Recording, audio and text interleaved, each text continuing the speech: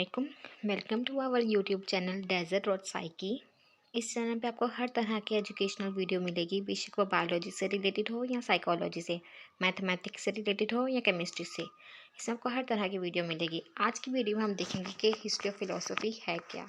हम लोगों ने पिछली वीडियो में देखा था कि फ़लसफ़ा क्या होता है, उसको हम पढ़ते क्यों हैं, उसको पढ़ने के तरीके कौन कौन से हैं, इसके अहम मराकज़ कौन कौन से हैं और इसमें कुछ तहफ़्फ़ुज़ात और तहक़ीक़ात है वो कौन कौन सी हैं और उसके अलावा भी हम फ़लसफ़े को पढ़ते क्यों हैं।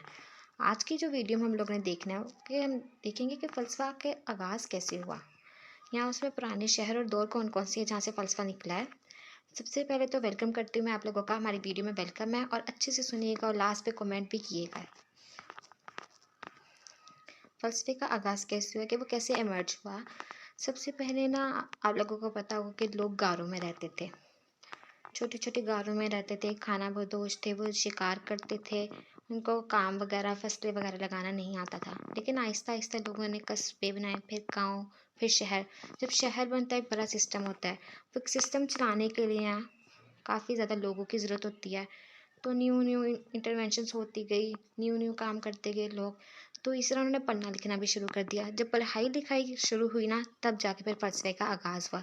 फ़लसफ़े की तारीख़ तब शुरू होती है जब लिखाई और पढ़ाई की तारीख़ शुरू हुई, और लिखाई और पढ़ाई की तारीख़ तब शुरू होती है जब शहरों की तारीख़ शुरू हुई है। और शहर तब बन पाए हैं जब एग्रीकल्चर रेवोल्यूशन हुआ है, यानी कि ज़रूरी इनकलाब हुआ है। लोगों ने फसलें लगाना शुरू की। फसल उनको पता लगे हमने फसलें लगानी कैसे है, काटनी कैसे है। इसको हम नियोलिथिक रेवोल्यूशन भी कहते हैं। नियोलिथिक का मतलब होता है, न्यू का मतलब है न्यू और लिथिक का मतलब है स्टोन, यानी कि एक न्यू स्टोन एज में जब एंटर हो गए थे ना लोग, तब जाके फ़लसफ़े का आगाज़ हुआ। पहले ना मतलब 12,000 साल पहले लोग इसी तरह थे, गारों में रहते होते थे। ये तकरीबन 3.4 मिलियन ईयर्स पुरानी बात है जब सारे लोग इस तरह रहते होते थे। लेकिन अब आहिस्ता आहिस्ता फिर आगाज़ होता गया फ़लसफ़े का। अब देखते हैं कि ज़रूरी इनकलाब कैसे हुआ, क्योंकि फ़लसफ़े का आगाज़ ज़रूरी इनकलाब से हुआ। अब ज़रूरी इनकलाब देखते हैं वो कैसे हुआ। ज़रूरी इनकलाब जो है ना, मिस्र से शुरू हुआ है। मिस्र से वो फ़लस्तीन में, फ़लस्तीन से शाम, फिर इराक़। जो सारा सफ़र है ना मिस्र से शाम और इराक़ तक, वो इसलिए क्योंकि वहाँ उस रास्ते में दरिया था और दरिया के आसपास की जो मिट्टी होती है वो बड़ी ज़रख़ेज़ होती है।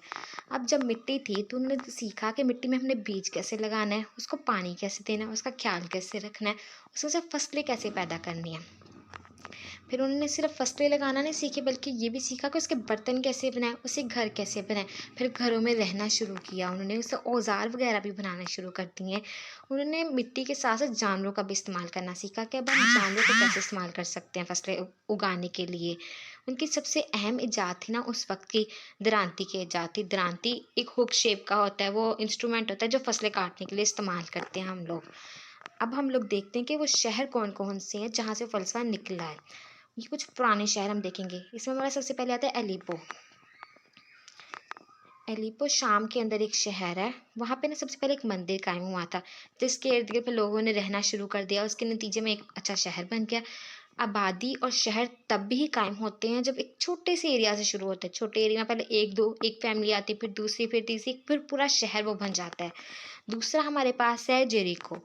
जेरिको जो है ना, फ़लस्तीन का एक पुराना शहर है जो तकरीबन 8000 सदी ईस्वी में कायम हुआ था। उस वक़्त आहिस्ता-आहिस्ता उसकी एक ख़ानदान से 2 ख़ानदान में 2 से 3000 आबादी जब हुई थी ना, तब जाके फ़लसफ़े का आगाज़ हुआ था जेरिको में।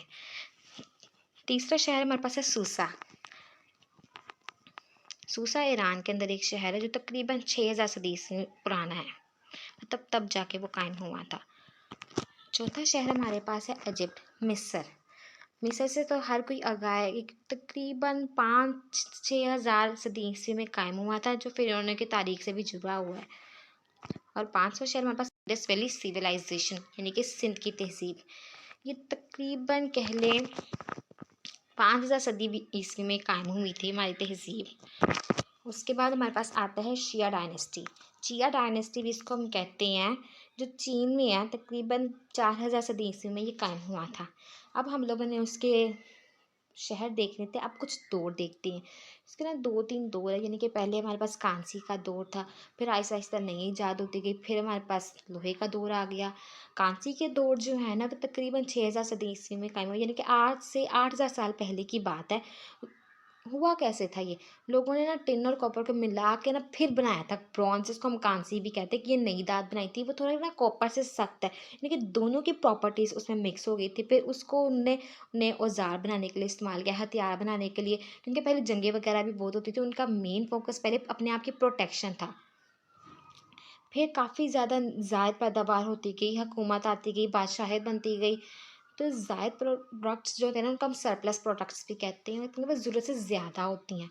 जितनी हमारी ज़रूरत होती है उससे ज़्यादा लोगों ने बनाना शुरू कर दिया, तो उनके पास औज़ार वगैरह या हथियार वगैरह भी बहुत ज़्यादा हो गए थे। फिर हमारे पास आता है आखिरी दौर, जो लोहे का दौर होता है। अब लोहे का दौर है ना, लोहा उन्होंने एक कह लें एडवांस्ड एज है, जो तकरीबन 3000 सदी ईस्वी में कायम हुआ था, शुरू हुआ था।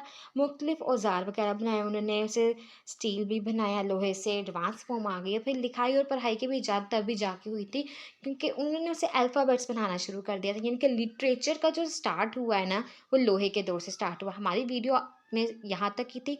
अगर कुछ समझ ना आई हो तो आप कमेंट में ज़रूर पूछिएगा, और हमारी वीडियो को लाइक ज़रूर करिएगा और कमेंट भी करिएगा और आगे शेयर भी ज़रूर करिएगा। अल्लाह हाफ़िज़, नेक्स्ट वीडियो में मिलते हैं।